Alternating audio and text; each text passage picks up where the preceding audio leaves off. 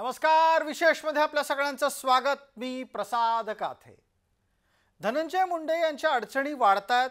महादेव मुंडे आणि संतोष देशमुख यांच्या कुटुंबाचं आंदोलन पुन्हा उभं राहतंय आणि असं असताना निवडणूक शपथपत्राबाबतचे आक्षेप सुद्धा चर्चेला आलेले आहेत।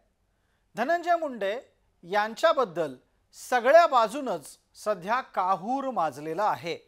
विशेष म्हणजे या घटनांमुळे सरकारची कोंडी होतीये, पण सरकार ती कोंडी मानायलाच तयार नाहीये। महायुती सरकारच्यासाठी धनंजय मुंडे आणि त्यांच्याबद्दलचे वाद ही बाब अडचणीची ठरतेय। धनंजय मुंडेंची पाठराखण त्यामुळे हे सरकार आणखी किती दिवस करणार असा प्रश्न उपस्थित होतोय।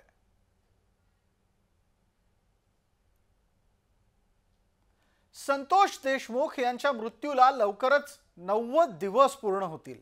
या काळातला पोलीस तपास समाधानकारक न वाटल्याने मसाजोगचे ग्रामस्थ अन्न त्याग आंदोलन सुरू करतायत। मंगळवारी हे आंदोलन सुरू होईल। पोलिसांनी त्यांना थांबवण्याचा प्रयत्न केला खरा, पण हा प्रयत्न यशस्वी झालेला नाही। संतोष देशमुख हत्या प्रकरणी जे आरोपी आहेत त्यांना तातडीने अटक करावी, सह आरोपी जे आहेत त्यांना देखील तातडीने अटक करावी या मागणीसाठी जे आहे ते आता उद्या मसाजोगकरांकडून जे आहे ते अन्नत्याग उपोषणाचा इशारा जो आहे तो देण्यात आलेला। आज मसाजोगमध्ये आपण आहे, आपल्या सोबत बोलण्यासाठी स्वतः धनंजय देशमुख आहे। देशमुख कुटुंबही या उपोषणामध्ये सहभागी होणार। काय सांगाल, उद्या उपोषणाची दिशा कशी असणार आहे? आज संध्याकाळी जे गावकरी आहे आणि जे शिष्टमंडळ आहे त्यांचं सगळं उद्याच्या आंदोलनासंदर्भात नियोजन होईल।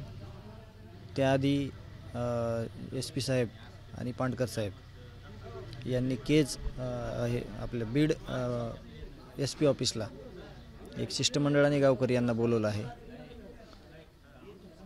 तर त्या संदर्भात तिथं चर्चा होईल की ज्या मागण्या आहेत प्रामुख्याने ह्याच्यामध्ये यावर काही चर्चा होण्याची त्यांच्याकडून शक्यता आहे, म्हणून हे गावकरी तिथं जाणार आहेत दुपारी। SPना भेटण्यासाठी किती वाजता मसाजोग तुम्ही जाणार आहात? त्यांचा निरोप आला 12च्या नंतर, 12 वाजण्याच्या नंतर त्यांचा निरोप येईल, मग इथून गावकरी जातील। काय चर्चा होण्याची शक्यता आहे यामध्ये? या उद्याचं आंदोलन जे आहे त्या आंदोलनातील ज्या प्रमुख मागण्या आहेत त्या मागण्यावर गावकरी आणि ते SP साहेब पांडकर साहेब त्यांची चर्चा होण्याची शक्यता आहे। तुम्ही या चर्चेसाठी जाणार आहात का? मी जाणार आहे त्या चर्चेसाठी। SP सोबत सकारात्मक चर्चा झाली तर उपोषण थांबवलं जाईल का? चर्चेच्या आधी हे सांगणं पण चुकीचं आहे की सकारात्मक होणार आहे का नकारात्मक। तिथं काय त्यांना प्लॅन केला आहे, त्यांच्याकडे काय नियोजन आहे हे त्यांच्याशी चर्चा केल्यानंतरच मग आपल्याला ठरवलं जाईल की काय करायचं ते। त्याआधी बोलणं चुकीचं आहे। नक्कीच जर पाहिलं गेलं तर उद्या जे आहे ते मसाजोगमध्ये अन्नत्याग उपोषण करणार असल्याचा इशारा जो आहे तो देशमुखांनी दिलेला आहे। कॅमेरा पर्सन शिरासह विजय चिडे, मसाजोग, बीड। आमचे प्रतिनिधी विजय चिडे यांनी ही चर्चा केली। त्याच्यानंतर धनंजय देशमुख यांनी पोलिसांकडे जाऊन संवाद साधला, आपली भूमिका मांडली आणि आंदोलनाच्या बाबतीत अधिक खुंटा बळकट केला। मसाजोगच्या ग्रामस्थांनी आणि देशमुख कुटुंबाने अन्नत्याग आंदोलन करू नये याच्यासाठी सुरेश धस सुद्धा देशमुख कुटुंबाला काही दिवसांपूर्वी भेटले खरे, पण त्याचा काहीही उपयोग झालेला दिसत नाहीये। PI महाजन, PSI राजेश पाटील यांना बडतर्फ करून सहआरोपी करणं ही एक पहिली मागणी आहे। शासकीय वकील म्हणून उज्ज्वल निकम यांची नियुक्ती करावी ही मागणी पण रास्त आहे।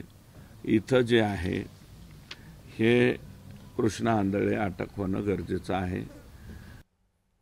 संतोष देशमुख हत्या प्रकरणामध्ये आंदोलन पुन्हा उभं राहतंय।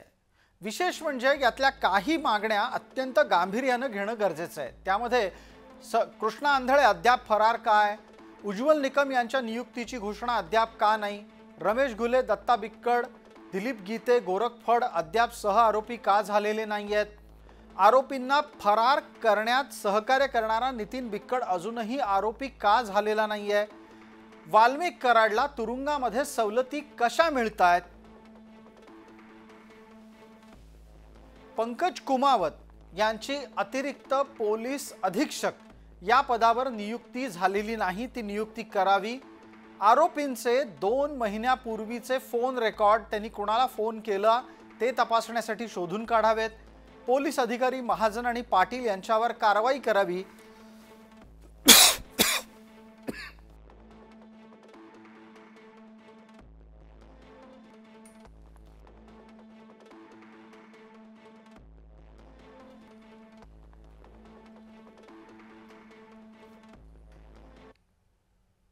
या सगळ्या मागण्या आत्तापर्यंत तरी अनुत्तरित राहिल्यात आणि विशेष म्हणजे या सगळ्या मागण्या घडत असतानाच त्यामध्ये अचानक आता भागचंद महाराज झांजे उतरलेत।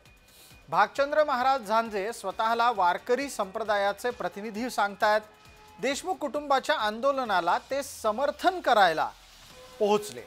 वारकरी समुदायाचे प्रतिनिधी म्हणून भागचंद महाराज यांनी जी भूमिका घेतली आहे ती ऐका। या देशमुख परिवाराला उघड पडून देणार नाही, त्याच्या पाठीशी संपूर्ण महाराष्ट्र त्या ठिकाणी ताकदीने उभा राहणार आहे आणि त्यातले त्यात वारकरी संप्रदाय असेल, टाळकरी, आमचे माळकरी, वारकरी हे संपूर्ण या परिवाराच्या पाठीशी आहेत। उद्याच्या आंदोलनाला काय पाठिंबा देत? उद्याच्या नाही, आम्ही घटना घडल्यापासून देशमुख परिवाराच्या सोबत आहोत, आजही सोबत आहेत आणि उद्याच्या आंदोलनासाठी आम्ही सोबत राहणार आहेत। आता हे झांजे महाराज का म्हणून भेटायला पोहोचले असा प्रश्न तुम्हाला पडू शकतो। त्याचं उत्तर इतक्यातल्या काही महत्त्वाच्या घटनांमध्ये आहे आणि त्यात एक घटना आहे ती नामदेव शास्त्रींच्या समर्थनाची। पंकज आणि याच संपूर्ण प्रकरणामध्ये आत्तापर्यंत ज्यांचं नाव घेतलं जातं ते धनंजय मुंडे। तर धनंजय मुंडे यांच्या समर्थनार्थ नामदेव शास्त्री उतरत असतील तर या झांजे महाराजांनी देशमुखांना समर्थन दिलं तर चुकलं कुठं असा प्रश्न या निमित्तानं उपस्थित राहतो। पण संतोष देशमुख हत्या प्रकरणामध्ये जो आणखी एक कळीचा मुद्दा आहे तो आहे पोलिसांच्या भूमिकेचा। पोलिसांची भूमिका या प्रकरणामध्ये आत्तापर्यंत सातत्यानं संशयास्पद राहिली आहे। या प्रकरणामध्ये आंदोलकांची नाराजी वाढतीये ती त्याच कारणामुळे। संतोष देशमुख खून प्रकरणामध्ये आरोप होत असलेल्या बालाजी तांदळेची गाडी पोलिसांनी अधिकृतरित्या वापरली असा आरोप होतोय। स्कॉर्पिओ गाडी तांदळेच्याकडे आहे आणि ती डिसेंबर महिन्यामध्ये पोलिसांनी वापरली असा आरोप झालाय। 15 डिसेंबर रोजी या संदर्भातली तक्रार देण्यात आली होती। या सगळ्या वादामुळे धनंजय मुंडे यांच्या भोवती वादाचं मोहोळ उठलंय। यात कोणती पात्र प्रमुख आहेत ते पहा। धनंजय मुंडे केंद्रस्थानी असतील तर त्यांच्या भोवती सगळ्यात पहिल्यांदा संतोष देशमुख हत्या प्रकरणाचा वाद आहे। संतोष देशमुख यांची डिसेंबरमध्ये हत्या झाली तेव्हापासून आज तागायत धनंजय मुंडेंच्या विरोधातला वाद मिटलाय असा एक दिवस गेला नाही। त्यातच महादेव मुंडेंच्याही मृत्यूचं प्रकरण समोर आलं आणि विषय आणखीनच गंभीर बनला। हे सगळं सुरू असतानाच करुणा मुंडे यांच्या संदर्भात एक निकाल न्यायालयाकडून आणा आणि धनंजय मुंडे यांच्यासाठी तो त्रासदायक ठरला। हे तीन प्रमुख घटक कार्यरत असताना अजित पवार यांची परिस्थिती अडचणीची झाली आहे, पण सार्वजनिकरित्या अद्याप अजित पवारांनी भूमिका घेतलेली दिसत नाही, खास करून धनंजय मुंडेंच्या प्रकरणात। आणि धनंजय मुंडेंचा राजीनामा हा विषय आता त्यांनी पूर्णपणे धनंजय मुंडेंवरच सोडून दिलाय। संतोष देशमुख, महादेव मुंडे, करुणा मुंडे अशा प्रकारची पात्र या संपूर्ण वादात उभी राहत असताना धनंजय मुंडेंच्या बाबतीतला निर्णय अजित पवारांना घ्यायचा असताना अजित पवारांनी हे प्रकरण काही काळासाठी महाराष्ट्राचे मुख्यमंत्री देवेंद्र फडणवीस यांच्याकडे ढकलून सुद्धा पाहिलं। पण देवेंद्र फडणवीसांनी या संपूर्ण प्रकरणामध्ये पहिल्यांदा अजित पवारांकडे बोट दाखवलं आणि नंतर हा विषय त्यांचा अंतर्गत आहे असं म्हणून स्वतःला त्यातून अलगदपणे दूर केलेलं आहे। पण तरीही वादात धनंजय मुंडे केंद्रस्थानी आहेत आणि त्यांच्या आजूबाजूची ही 5 महत्त्वाची पात्र अद्यापही सक्रिय आहेत। धनंजय मुंडेंचे समर्थक मात्र हा सगळा विषय ठरवून केला जातोय आणि धनंजय मुंडे निर्दोष आहेत असं सांगण्याचा प्रयत्न अनेक दिवसांपासून करतायत। टार्गेट करून एखाद्याला संपवणं हे फक्त त्यांनी चालू केलेलं आहे। यामध्ये जे नेते आहेत बीड जिल्ह्यातले, बाहेरचे, यात आपले कॉमेडी मॅन आहेत, जिल्ह्यातले एक आष्टी मतदारसंघाचे आमदार सुरेश अण्णा धस, मुंबऱ्याचे डॉन जितेंद्र आव्हाड साहेब, बीडचे आमदार संदीप क्षीरसागर आणि या जिल्ह्याचे खासदार ज्यांची सुरुवात नामदार धनंजय मुंडे साहेबांच्या सोबत गेली 10 वर्ष गेली, त्या माणसांनी आज जिल्ह्यात अतिशय विष कालवण्याचा प्रयत्न केलेला आहे। या दरम्यानच महादेव मुंडे हत्या प्रकरणातला अल्टिमेटम सोमवारी संपला। महादेव मुंडेंचं कुटुंब हे सुद्धा न्यायासाठी संघर्ष करत आहे।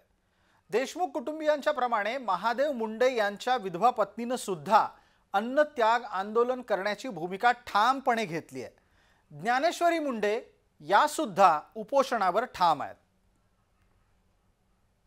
17 महिना लागून सध्या आम्हाला काहीच न्यायाचं हे नाही ना, काहीच थोडी सध्या आशा नाही की प्रशासन न्याय देईल असं। मग आम्हाला त्याच्यामुळे तर आम्ही उपोषणाचा ठाम निर्णय घेतला आहे की एक स्त्री की प्रशासनाकडे धावा घेते की मला न्याय द्या, माझ्या पतीच्या मृत्यूसाठी मला न्याय द्या। मग हे प्रशासनाला बी कळायला पाहिजे ना। आज अल्टिमेट संपून आम्हाला जर संध्याकाळपर्यंत जर त्यांनी सांगितले आरोपी तर आपलं तर उपोषण स्थगित होईल, पण नाही तर नाही सांगितलं तर उपोषण तर ठामच आहे उद्या। हो, मी माझ्या भूमिकेवर ठामच आहे।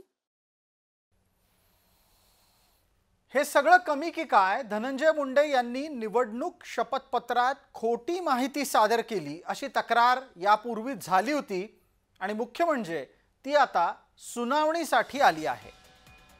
या तक्रारीच्या विरोधातली सुनावणी आज होणं अपेक्षित होतं, पण ती तूर्त पुढे गेली आहे। करुणा शर्मा मुंडे यांनी ही तक्रार दाखल केली आहे आणि 15 मार्चला आता ही जेव्हा सुनावणी होईल त्यावेळेला करुणा शर्मांचे त्यातले आक्षेप काय आहेत ते लक्षात घ्या।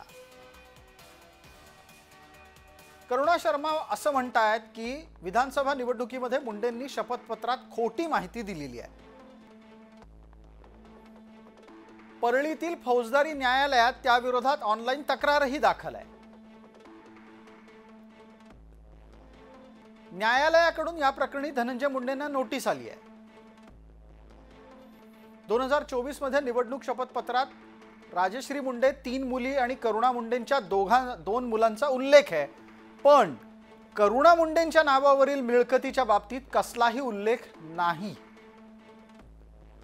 माहिती दडवल्याचा करुणा मुंडेंचा आरोप आहे आणि आता कोर्टाच्या निकालाकडे सगळ्यांचं लक्ष आहे।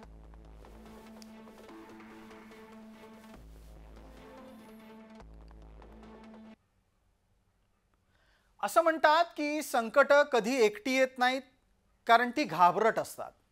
संकट नेहमी एक आला की सोबत दुसऱ्याला घेऊन येतो। म्हणूनच संकटांना धीरानं सामोरं जाण्याचं धैर्य बाळगायला हवं। हे धनंजय मुंडेंमध्ये आहे का, त्याचं उत्तर आपल्याला काळ देईल। तुर्तास विशेषमध्ये इतकंच। आपण पाहत रहा फक्त जय महाराष्ट्र।